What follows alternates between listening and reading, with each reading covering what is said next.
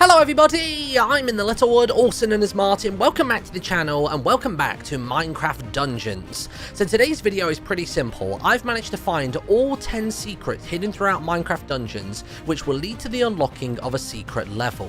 So, before you can go hunting for these, you need to have completed the game at least once on the lowest difficulty to unlock the second difficulty known as Adventure Mode. The secrets just don't work otherwise, it's as simple as that. So now you're in Adventure Mode, head to the church in the lobby. The way to get to this is to go past the house which is on the right hand side of the lobby, you go over the spring pad pistons and you'll come across a broken nether portal which I'm pretty sure is for future DLC content.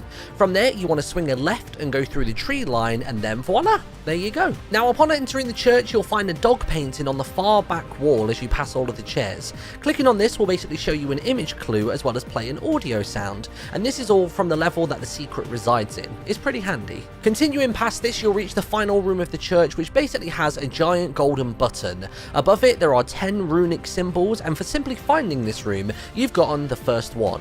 Now before I show you where these 9 secrets are, I really think you'd be missing out on the experience of finding them for yourselves, and I do have one massive tip that will make it way easier if you want to give it a go. And it's actually really simple. We noticed that just about every single room that had a secret hiding within it actually stayed the same orientation every single time you play through the level.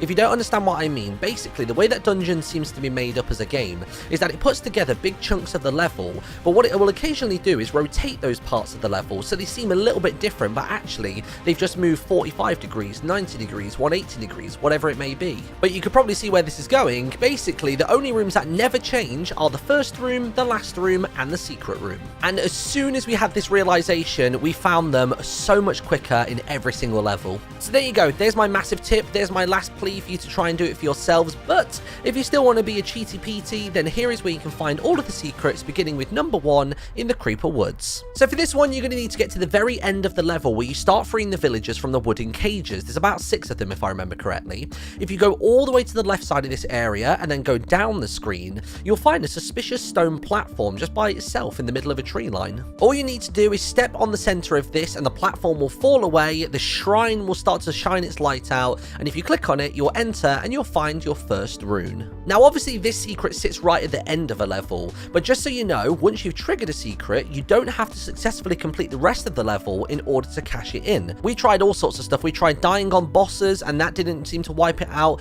and even literally hitting the pause menu, pressing back to camp, also didn't get rid of it, so that's great. Anyway, let's move on to secret number 2 in Pumpkin Pastures. So during the course of this level, there's a very distinctive stone castle wall. It has a couple of arches at the top of it, and not only do you get loot by rolling across the valley to reach the base of it where the grass is, but if you go across the top of this wall, you'll notice that there's some slightly miscolored bricks at the end there by one of the towers. Right by that, behind some wooden crates, you can see just a little corner of a switch. Give that a press, the wall opens, the rune is yours. Secret number 3, Soggy Swamp. So after you've defeated the cauldron at the end of the level, you want to proceed to the exit, but stop just before you get to the end. On the top right side of the screen, there is a giant tower. At the base of it, there's a bunch of mushrooms, and among those mushrooms, you can find a secret switch. Give it a press, the mountain in front of you will open up, and the next rune is yours. Secret number 4. Cacti Canyon. So there's a portion of this level where you need to defeat groups of enemies in order to acquire both a blue key and a yellow key.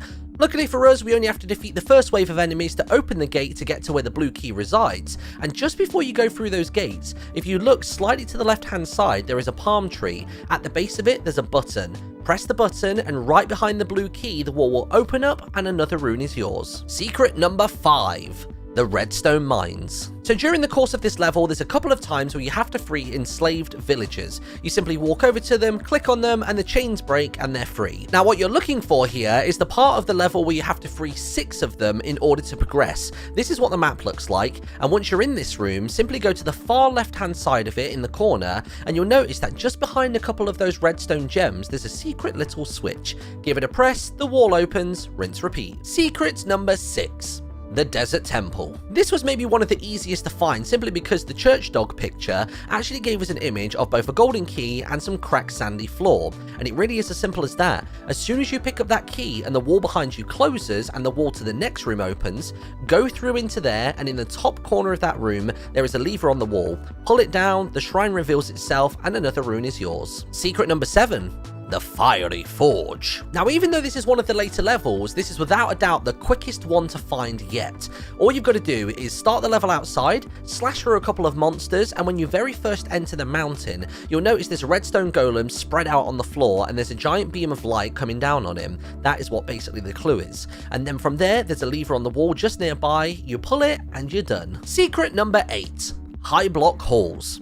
This was the level clue that I was a little bit confused by because we couldn't figure out what the picture was. Turns out in the end, it was an unlit torch. And in addition to that, there was also loads of wind blowing in the sound effects. That makes it very obvious that this is outside. And there's only one area that's outside through this whole level to memory. It's this weird small market or village, not really sure what to call it. But either way, head up the stairs on the far right hand side of this area. At the top, you'll find an unlit torch. You click it, the wall opens, another rune. And then finally, in the obsidian pinnacle, it is secret number 9. This is without a doubt the most annoying one, simply because the room is visible on the map as unexplored even back in the lowest difficulty setting, but you can't act on it until now. So for this one, you want to enter the indoor area of the level for the first time, and you'll come across this room which looks like a mixture between like a tavern and a library. It's classy, but then also trashy. Don't really know what it's meant to be.